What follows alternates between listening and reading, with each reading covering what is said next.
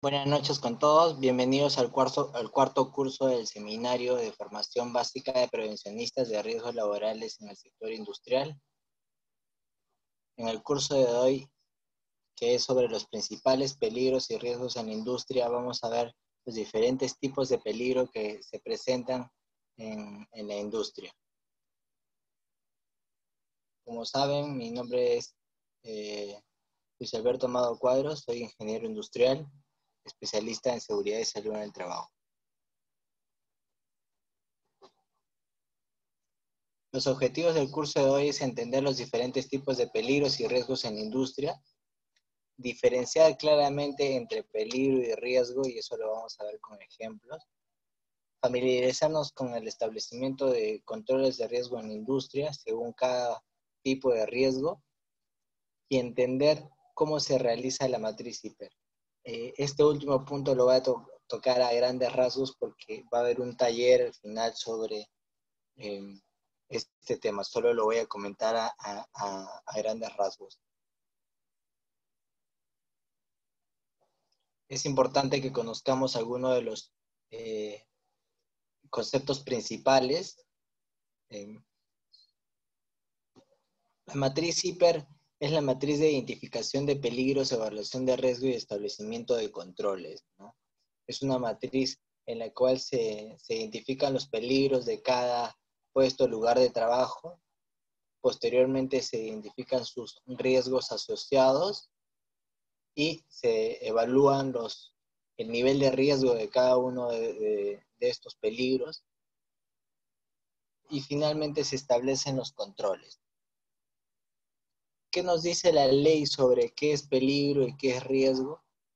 Nos dice que riesgo es la probabilidad de que un peligro se materialice en determinadas condiciones y genere daños a las personas, equipos y al ambiente de trabajo, ¿no?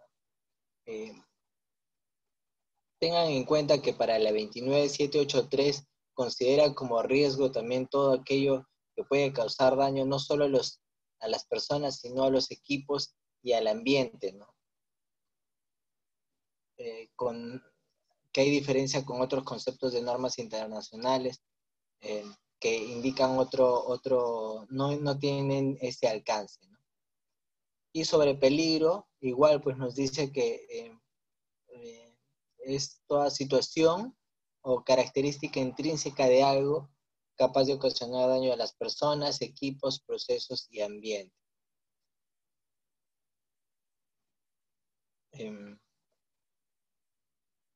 Respecto al peligro, bajo este concepto, casi todas las cosas o todas las que nos rodean son peligros, ¿no? Pero hay niveles de peligro, ¿no? La probabilidad de que me caiga una luminaria sobre la cabeza y me cause una fractura, digamos que si nunca ha pasado y está bien instalada, es totalmente, es bastante baja. Pudiera pasar con otro tipo de peligro en el que, por ejemplo, de piso mojado, ¿no? Que es algo muy común, que siempre se habla, donde siempre hay el personal de limpieza que deja el piso mojado y no coloca ningún tipo de señalética, ningún tipo de señalización que pueda indicar a la persona de que hay presencia de agua en el piso y ¿no? Constantemente tengo caídas leves en mi empresa sobre este riesgo, ¿no? Vamos a ver los tipos de peligro. Tenemos peligros químicos, como gases, vapores, polvo, físicos, vibraciones, ruido, iluminación y temperatura, biológicos como bacterias, virus, parásitos, psicosociales, estrés, fatiga, el moving.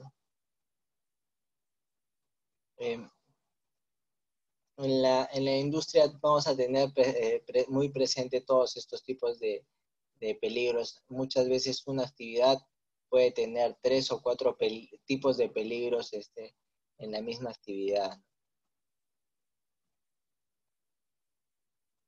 Acá vemos de nuevo los tipos de peligro.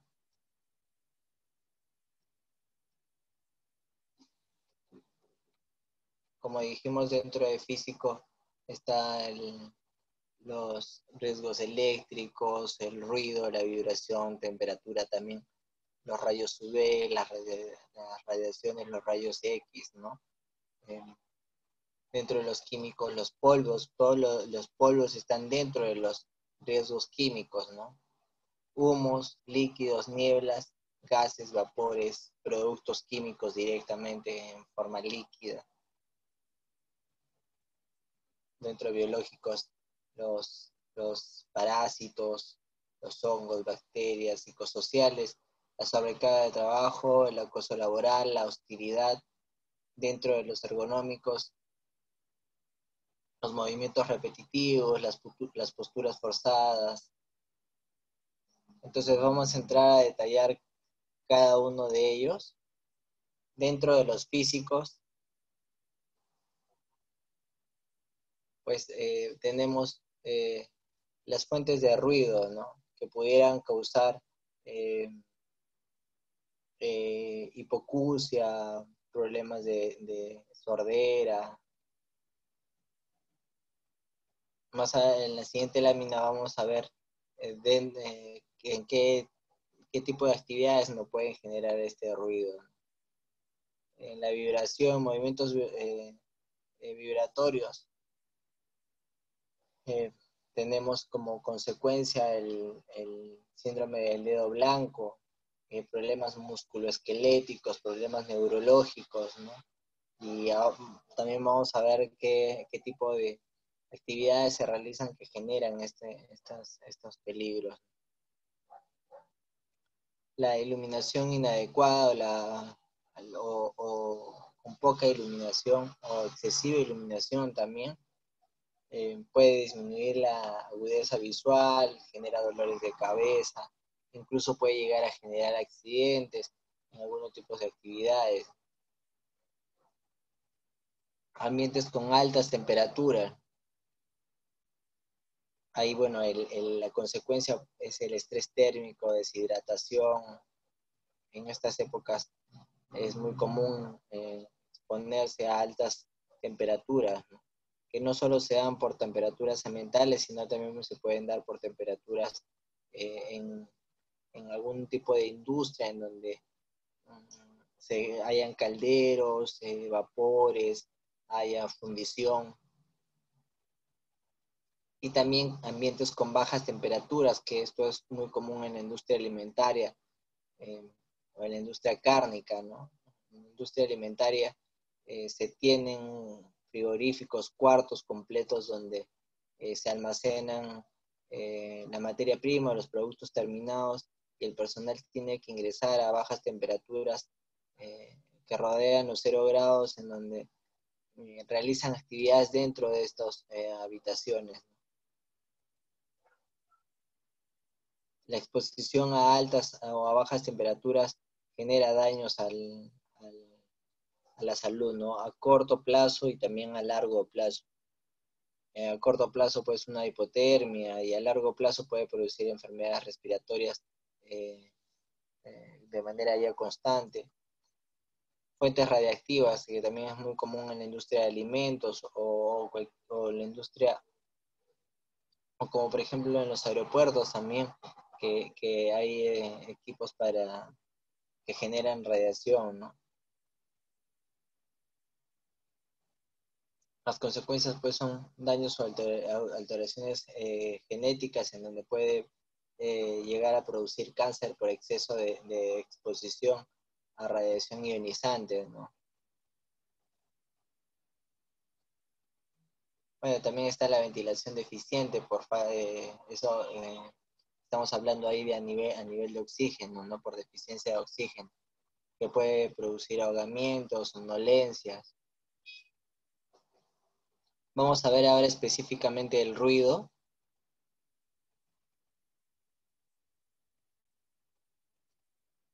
Bueno, sobre el ruido pues se produce en la mayoría de industrias, por no decir todas. El tener máquinas en rodamiento, equipos, vehículos, eh, taladros, equipos con energía, el tener herramientas neumáticas, todo esto produce gran cantidad de decibeles, ¿no? Y como sabemos, pues cuando uno daña su capacidad auditiva, esta no es reversible, ¿no? No es que descanso un mes y vuelvo a tener la misma capacidad auditiva. El deterioro de la capacidad auditiva no es reversible, ¿no? Eh, Dependiendo del tipo de industria, pues se manejan niveles de decibeles, ¿no? Ahí podemos ver unos ejemplos para que se hagan idea de cuántos decibeles se generan. El hablar solo genera 70 decibeles, ¿no?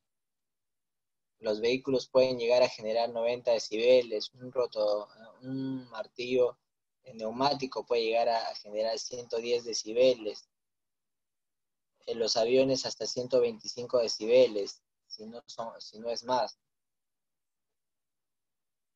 Entonces, los controles que debemos tener acá, principalmente debemos acá pensar en la jerarquía de controles, en tratar de mitigar la fuente de ruido desde el origen, teniendo un programa adecuado de mantenimiento para disminuir el ruido que pudieran producir las máquinas, aislando determinadas fuentes directas de generación de ruido, evitando el eco en la empresa también, ¿no? Cuando se tienen ambientes cerrados, el eco puede duplicar el nivel de ruido que genera algún equipo. Alternar el uso de maquinarias, pues ante dos equipos que generan ruido, esto va a agravar el nivel de ruido del ambiente, ¿no? Si bien no es una suma normal en la que si yo tengo un equipo que genera 90 y un equipo que genera 20, esto se va a volver en 100 decibeles. No es así, no es una suma simple, ¿no? Pero sin embargo sí hay un aumento de los decibeles cuando hay 2, 3 equipos funcionando.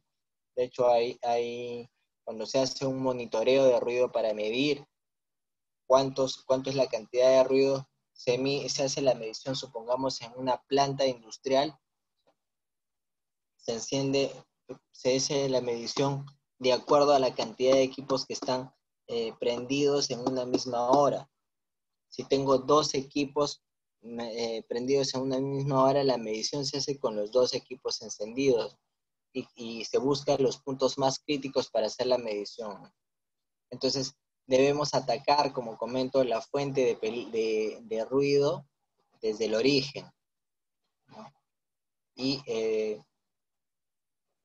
ir pensando después en las siguientes controles adecuados que se deben tener, ¿no?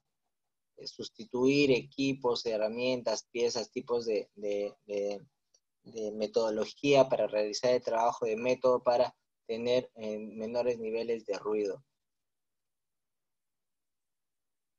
Y por último, si ya he hecho todos los esfuerzos y he agotado todos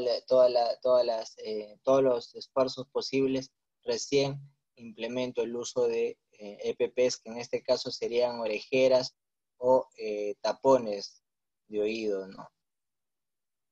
El capacitar al personal para que sepa cómo colocarse un tapón de oído es importante, si no, no se va a lograr la eficacia adecuada que debe tener un tapón de oído, ¿no? El mantenimiento también del oído, ya hablamos en la clase anterior sobre los EPPs, es importante, o el uso de orejeras. A veces el invertir en unas buenas orejeras es más rentable que estar comprando tapones de manera continua, ¿no? Que el personal esté siempre usando el casco con las orejeras le va a facilitar el que se lo coloque, nos va a proteger en algunos casos con mayores decibeles, eh, con reducción de mayores decibeles, pero el personal tiene que estar bien concientizado y capacitado sobre el ruido, ¿no? En algunos casos es necesario, según el monitoreo, el uso de doble protección, quiere decir que uso adentro protectores auditivos y después uso, uso encima las orejeras, ¿no?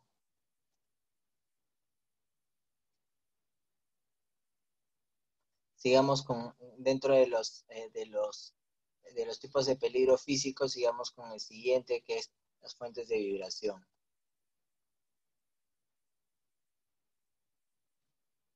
Para muchos pensarán que no hay o no están expuestos o es bien difícil que laboren en algún lugar donde hay fuentes de vibración. Sin embargo, es algo bastante común en la industria, ¿no? La oscilación de equipos destinados a transporte, perforación, abrasión, sedimentación, generan altos niveles de vibración. Si ustedes trabajan en una máquina que tiene algún tipo de vibración por los mismos motores y hay plataformas no sólidas que no están arrostradas hacia una parte fija como el piso, pues va a haber vibración y si hay personal que está parado en esa plataforma expuesto a este pequeño oscilación de la base de la plataforma, pues va a sufrir exposición a vibraciones de cuerpo completo y esto les puede causar pues enfermedades musculoesqueléticas, afecta el sistema nervioso, ¿no? Daña la columna. Consideren esto como una fuente de peligro importante, ¿no? Las vibraciones. Y de ser necesario hagan monitoreo para descartar posibles daños al trabajador. Y bueno, además que estén protegidos ante temas de la SUNAFIL, ¿no? Apóyense de la médico ocupacional siempre para diagnosticar, para analizar, para establecer cuáles son los monitoreos que deben hacer y ella, pues, la médico ocupacional es la persona más idónea para establecer un protocolo o un protocolo, procedimiento, o establecer los puntos de monitoreo, ¿no? Los movimientos rotatorios alternativos, motores de combustión interna, superficies de rótula de rodadura de vehículos, vibración de estructuras metálicas, las herramientas manuales eléctricas también generan altos niveles de vibración, ¿no? Las herramientas neumáticas, hidráulicas, los rotomartillos, como por ejemplo el personal que trabaja en construcción civil, eh, demoliendo paredes, demoliendo en general cualquier tipo de infraestructura de concreto, tienen ese daño a la mano, ¿no? Que puede causar que la persona pues tenga problemas musculoesqueléticos, tenga problemas a su sistema nervioso, cuando están expuestos excesivamente a movimientos vibratorios con equipos neumáticos como el que les comento, se sufre el síndrome del dedo blanco, que la persona comienza con el tiempo a volverse blanca su mano por problemas circulatorios y terminan perdiendo la mano, ¿no? Esto es algo común en trabajadores que trabajan con martillos neumáticos, ¿no?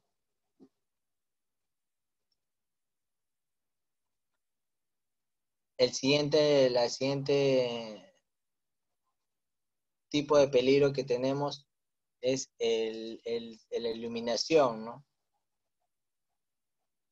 La iluminación que en diferentes formas, la iluminación inadecuada o poca iluminación puede causar X daños a la persona, ¿no? La fatiga visual, incluso el tener escasos niveles de iluminación puede causar caídas, golpes, accidentes por operación de cualquier equipo, ¿no?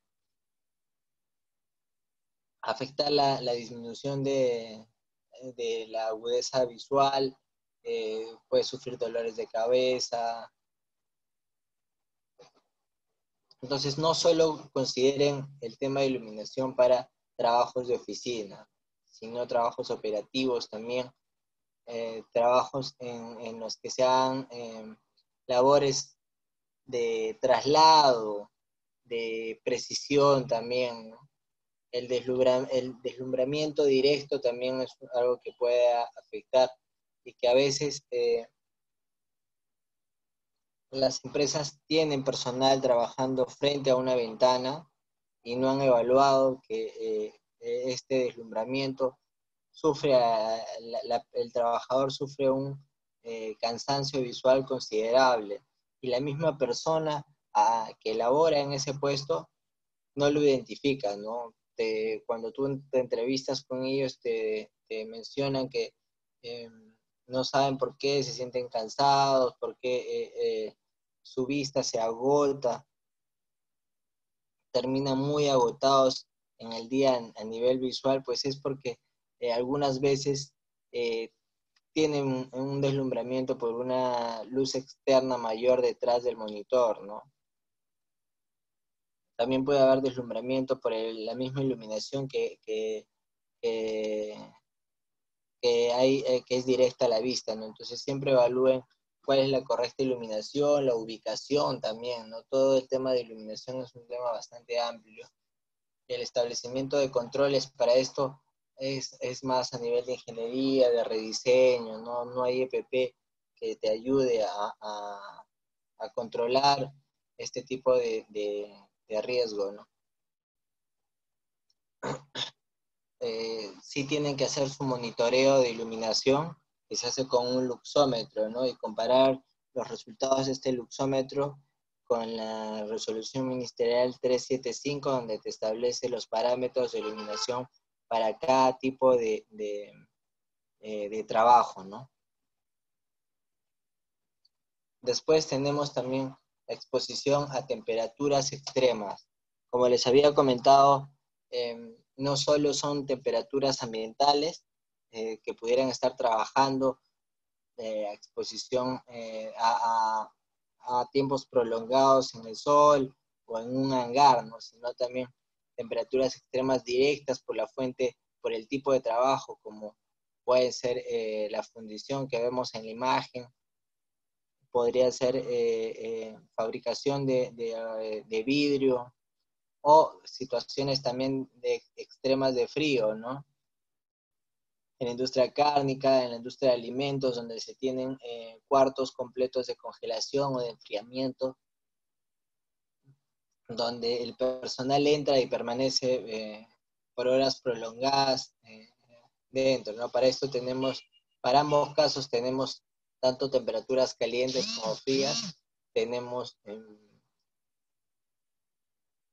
tenemos EPPs, ¿no? En el caso de temperaturas frías, pues se deben colocar cerca en la puerta de ingreso algún tipo de protección como una casaca térmica, algo que ayude para que el trabajador al momento que ingresa hacia este ambiente congelado de frío pueda protegerse. Y al momento de salir también pueda dejar esta casaca en la parte externa.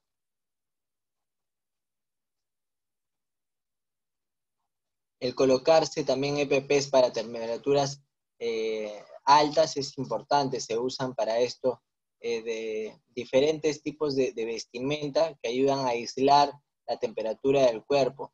Ojo que la exposición a altas temperaturas, tanto para hombres como para mujeres, puede afectar su capacidad reproductiva y eso está considerado en la ley, ¿no? Entonces ténganlo en cuenta, evalúenlo con su médico ocupacional, siempre apóyense al médico ocupacional para un tema de daño técnico específico en salud ocupacional. También tenemos dentro de este tipo de riesgos físicos los riesgos de radiaciones, ¿no?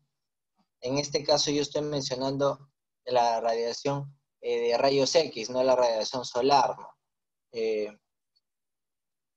Me he encontrado con industrias que tienen equipos a rayos X desconociéndolo, ¿no? desconociendo que tenía un equipo de rayos X, aunque parezca extraño, sobre todo en industria de alimentos, en donde para que el producto final salga y sea ya sellado en las cajas, en los envases, pues pasan por un equipo como el que ven en la imagen, en donde trabaja con rayos X para verificar que dentro de la caja no hayan elementos que puedan causar algún daño, ¿no?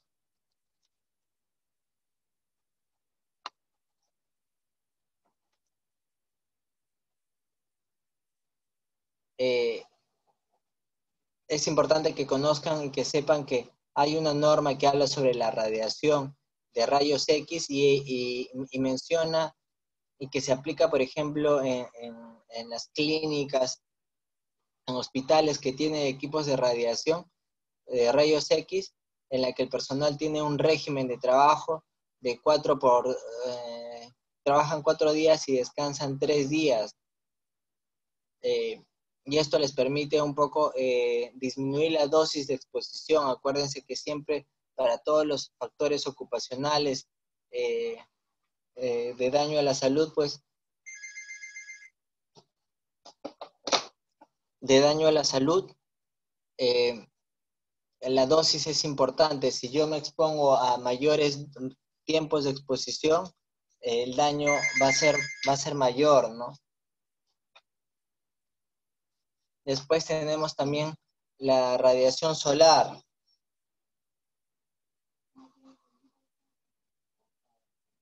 ¿no? Eh, tenemos una norma específica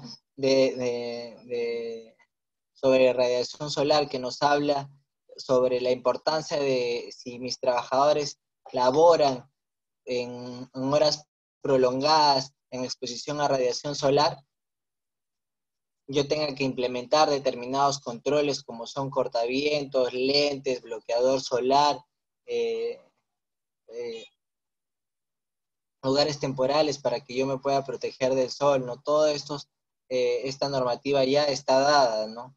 Ténganla muy en cuenta y considérenlo como un aspecto importante para sus trabajadores, ¿no? La compra de bloqueadores solares para los trabajadores que se exponen a constante radiación solar, que pudieran trabajar en construcción civil, en alguna labor de supervisión a aire libre, ¿no? Bien, antes de pasar a los riesgos químicos, voy a dar un break de 1 minuto para que puedan hacer preguntas, puedan, de repente, si necesitan ir por un vaso de agua, algo, puedan realizarlo. Regreso en 1 minuto.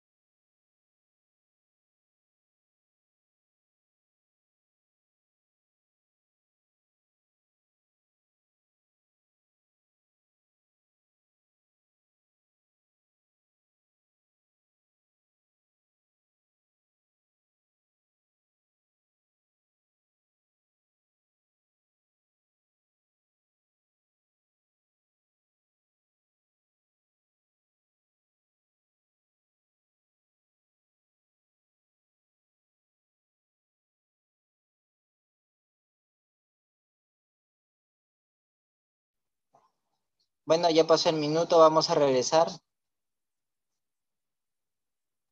Continuamos, como comenté, con los riesgos químicos.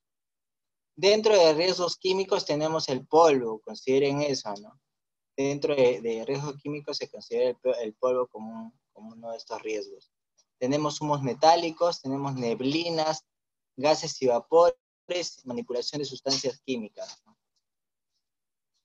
Los posibles daños o consecuencias que tenemos de este riesgo son pues, afecciones principalmente al sistema nervioso, al sistema respiratorio, afección a irritaciones a la piel, intoxicaciones.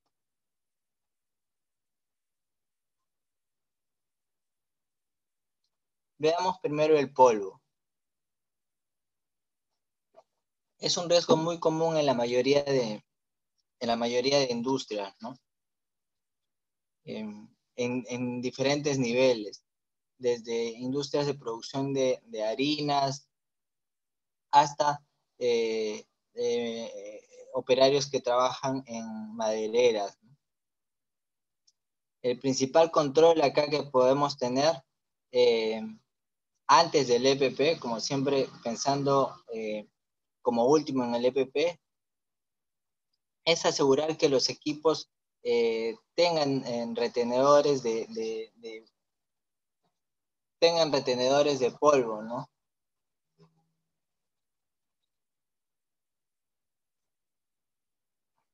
Tengan determinados retenedores, haya buena ventilación.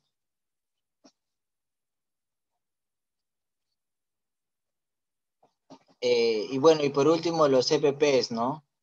Tener respiradores con cartuchos retenedores de filtros, de retenedores de polvo.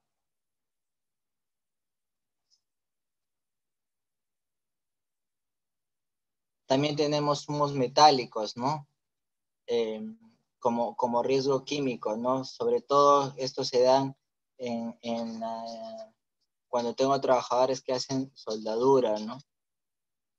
Acá tenemos pues una gran cantidad productos que se inhalan o que pueden afectar incluso a la vista, ¿no?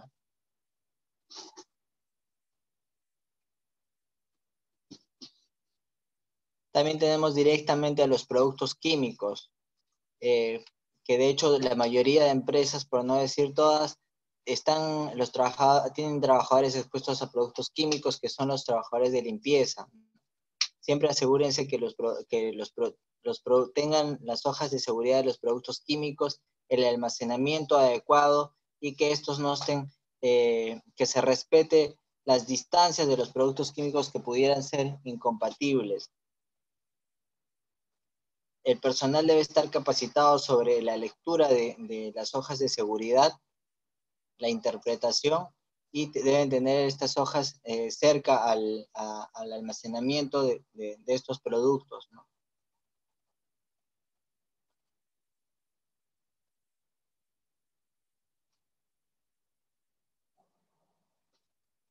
El siguiente tipo de riesgos son los riesgos biológicos, ¿no? En este caso tenemos trabajadores expuestos a virus, bacterias, hongos, parásitos, ¿no?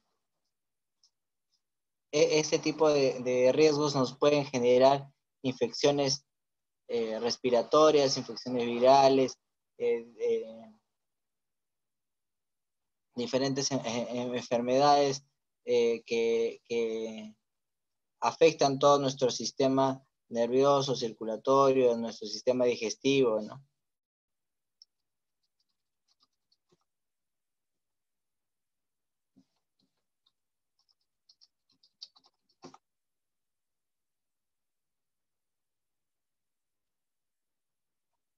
Como había mencionado, dentro de este tipo están las bacterias, virus, hongos, parásitos. Un tipo de empresa que está muy expuestos a este tipo de riesgos son las empresas de saneamiento ambiental, ¿no? Que dentro de uno de los servicios que hacen es control de roedores, control de plagas, control de insectos, y dentro del servicio pues se exponen a diferentes agentes patógenos que pueden afectar su salud. Y para esto, pues simplemente hay que crear barreras de ingreso de estos agentes, ¿no?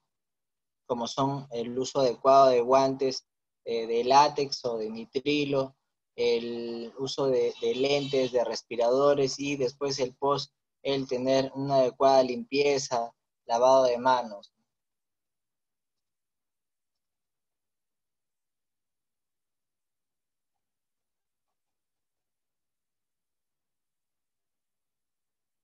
Como había mencionado,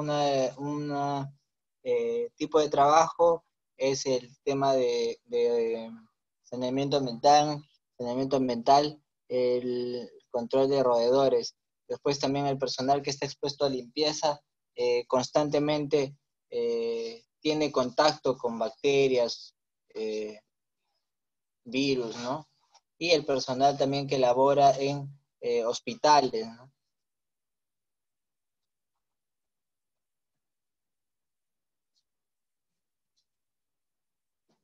Finalmente tenemos los riesgos psicosociales. Este tipo de riesgos están contemplados tanto en la 29783 como en la resolución ministerial 050, en donde se contemplan que uno debe realizar monitoreos para identificar y después post-controlar los posibles riesgos psicosociales que se pueden dar por exceso de carga laboral, por falta de liderazgo, de desconocimiento de las actividades, de las tareas, de las funciones, por bullying también, ¿no? Y pues esto llega a tener causas, llega a tener daños a la salud del trabajador a largo plazo, ¿no? En un inicio quizás puede ser solo un tema de ansiedad, mal humor, estrés, pero después esto puede agravar en general su salud y pues disminuir en general su capacidad de trabajo, su eficiencia, ¿no? Y acá se trabajan como qué controles salen después de un monitoreo psicosocial donde me sale que tengo riesgo alto. Pues las recomendaciones más comunes para este tipo de riesgo es realizar eh, actividades con mis trabajadores, capacitar a las líneas de mando, a las líneas de jefatura, si es un tema de falta de liderazgo, ¿no? El organizar actividades sociales con mis trabajadores, el establecer diferentes mecanismos para asegurar que todos los trabajadores realicen sus actividades en adecuado confort, ¿no? Que su ambiente de trabajo no tenga, digamos que, daños como los que se han mencionado, ¿no? Que también pueden afectar su, su confort, ¿no? Como temas de iluminación, humedad, calor, exceso de ruido, vibración. Estos también pueden afectar su, su, su riesgo psicosocial.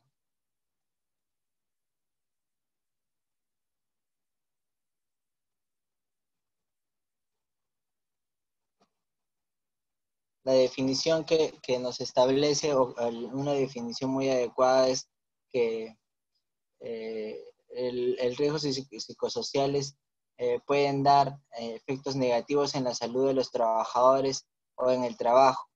Se dice que este factor, se dice factor de riesgo porque tienen la potencialidad de producir estrés ocupacional, ¿no? Y finalmente los riesgos ergonómicos, ¿no? El trabajar los riesgos ergonómicos con adecuadas capacitaciones y concientización es muy importante, ya que estos riesgos ergonómicos por lo general se dan por falta de conocimiento de cómo hacer la actividad, y pues se dan por diferentes tipos de actividades como carga dinámica, que es desplazamiento con peso, el inadecuado puesto de trabajo, la carga estática, el realizar movimientos repetitivos. Acá están los factores que iba comentando: los movimientos repetitivos, las posturas forzadas, el trabajo con objetos o herramientas que generen vibración, el trabajar continuamente con temperaturas calientes. Bueno, estos dos ya los hemos trabajado. El realizar carga de objetos de manera inadecuada. Los movimientos repetitivos afectan de manera crítica a nivel musculoesquelético, ¿no? No solo a nivel de mano, como vemos en las imágenes que aparecen ahí, por exceso de teclado frente a una computadora, sino también por trabajos que se dan a lo largo del día a nivel operativo, en donde uno tiene que hacer un trabajo de movimiento de manos, posiblemente, o movimiento de pies durante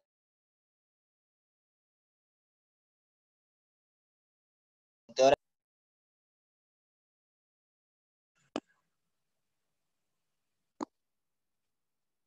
El tener posturas forzadas, ¿no? Como las que vemos ahí en imagen. Esto puede causar daños a los músculos o una posible incluso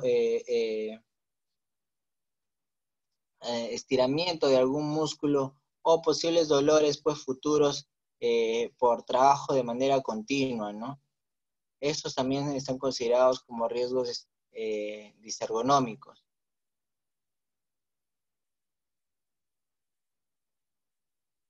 Ahí vemos algunas posturas inadecuadas cuando hago labores frente a una computadora, ¿no?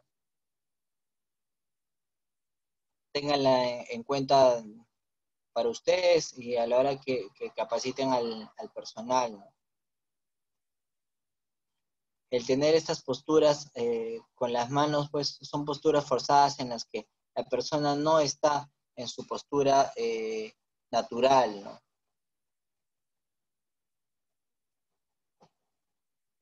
Y estas pues terminan causándole sobreesfuerzos a algunos tendones y músculos, ¿no?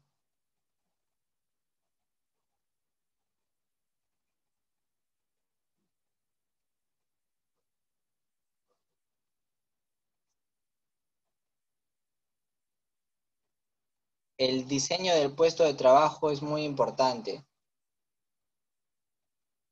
y en algunas o en muchas veces el tener un ambiente, un puesto de trabajo con posturas ergonómicas no es muy complicado, ¿no? Un ejemplo muy práctico es las personas que trabajan en oficina. A veces el personal pues no sabe que la silla tiene un regulador de altura eh, y pues trabaja por horas prolongadas en posturas inadecuadas, ¿no? Entonces el capacitar en principio al personal, a los trabajadores, sobre las posturas adecuadas, sobre el diseño del puesto de trabajo, es el inicio de yo tener que yo pueda asegurar que mi personal mejore las condiciones de su puesto de trabajo. Ahí podemos ver en imagen algunas medidas adecuadas, ¿no? La norma me dice que si yo tengo una silla de un puesto de trabajo que elabora de manera prolongada, pues esta silla debe tener 5 ruedas, debe tener regulador de altura, el asiento y el espaldar debe ser acolchado. Y pues siempre se tiene que respetar que los ángulos de mis brazos tengan 90 grados, igual de mis piernas, ¿no? Como se ve en la imagen. Y si yo no logro pisar la base del suelo, tenga que necesariamente tener un reposapiés, ¿no?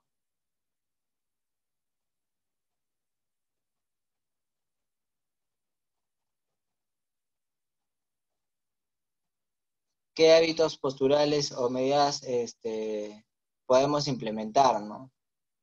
Evitar hundirse en la silla, es algo que a veces se hace, hay personas que pareciera que se están chorreando en la silla, eso es totalmente disergonómico, ¿no? Aparentemente la persona puede sentir que está cómoda, pero esta postura le va a causar daños futuros a la columna. Colocar la silla demasiado alta, demasiado baja o alejada del escritorio. Eh, el colocar la silla demasiado alta o demasiado baja va a ocasionar que yo tenga ángulos diferentes a los recomendados y pueda sufrir posibles tensiones, ¿no? Sobreinclinarse hacia adelante o hacia atrás generando pues determinados ángulos en columna que van a producir desviaciones que dañan mis vértebras y mi sistema nervioso, ¿no? El tener una postura erguida frente a la computadora también es importante. Si no, pues voy a tener después lesiones en el cuello o dolores en el cuello y bueno, finalmente pues evitar realizar giros tanto del continuos de la cabeza, sobre todo también del cuello, del, del tronco, ¿no? Esto pudiera producir eh, daños directos, ¿no? La manipulación manual de carga. El manejo manual de cargas, ustedes lo pueden trabajar según el tipo de labores que hagan en su empresa, ¿no? Pero sí es importante el establecer estándares dentro de mis reglamentos, de mis procedimientos, que indiquen cómo hacer el trabajo de manera segura y los estándares sobre carga de peso, ¿no?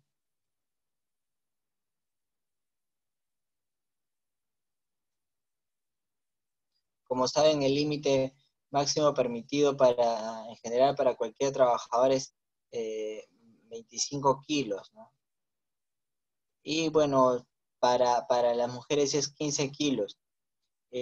También está establecido en la norma que los trabajadores entrenados pueden trabajar cargando pesos mayores hasta 40 kilos, pero no es recomendable que yo tenga establecido esto en mi empresa, ¿no? Porque el tener un trabajador entrenado y capacitado para cargar requiere pues que haya pasado una evaluación médica, eh, que haya un análisis también sobre sus condiciones físicas eh, y una capacitación y entrenamiento sobre manejo manual de cargas, ¿no?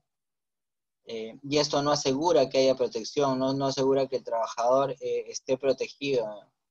Sabemos bien que normalmente hay elementos que vienen eh, pesando más de 25 kilos y que normalmente eh, antes se tenía la costumbre de que las personas lo cargaban solas, ¿no? Como los sacos de cemento, costales de arroz, de azúcar, que tienen pesos mayores a 25 kilos, y pues que nosotros veíamos cómo lo cargaban entre una sola persona, ¿no? Esto pues definitivamente, y yo lo he podido verificar, pues termina causando daños drásticos a la columna.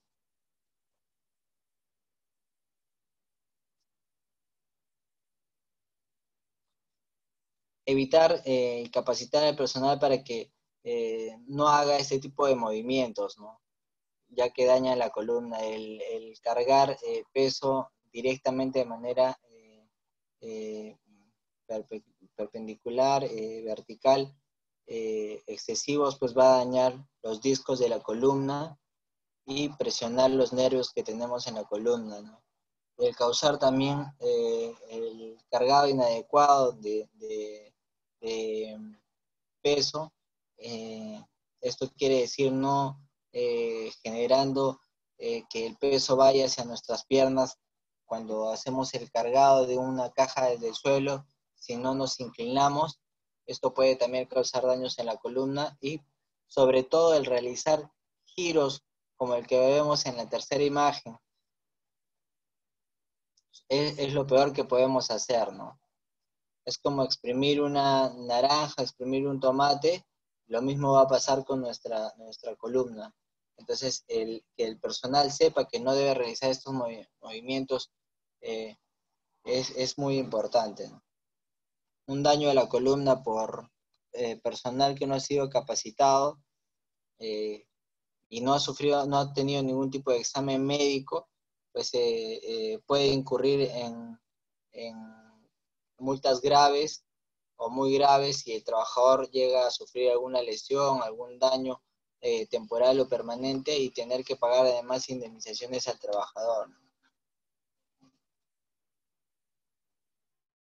Ahí podemos ver el tema de carga de caja, ¿no? Y pues recomienda carga de cualquier elemento, perdón.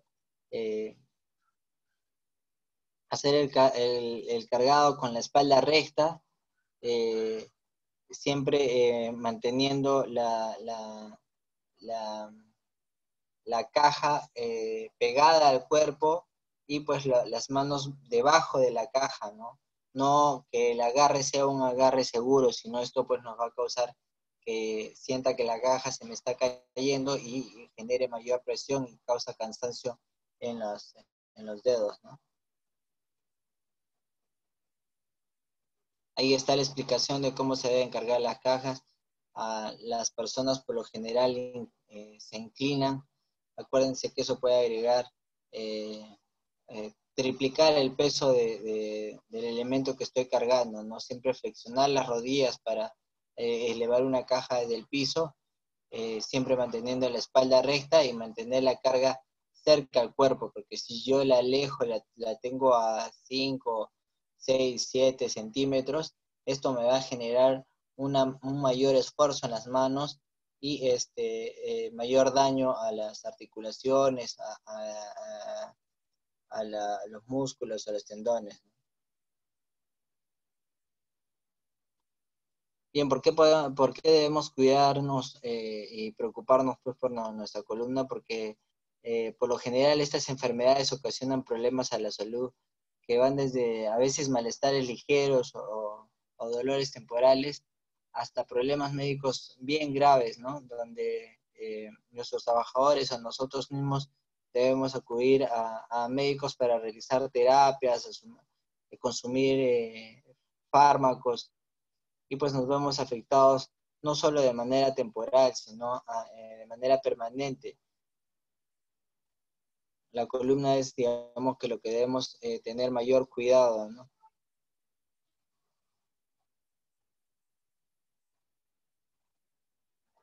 Bien, eso es todo. No han hecho preguntas. Si tienen alguna duda, por favor, consultar.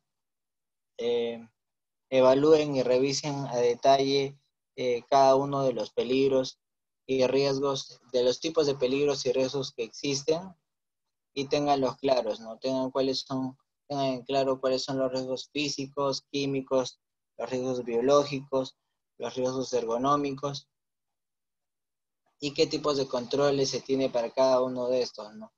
Por lo general, no son los mismos controles o son típicos los controles que se tienen para los riesgos químicos, para los riesgos físicos. Por ejemplo, los riesgos ergonómicos, pues no es que yo tenga que usar un EPP, ¿no? Por ejemplo, el uso de faja está prohibido, ¿no?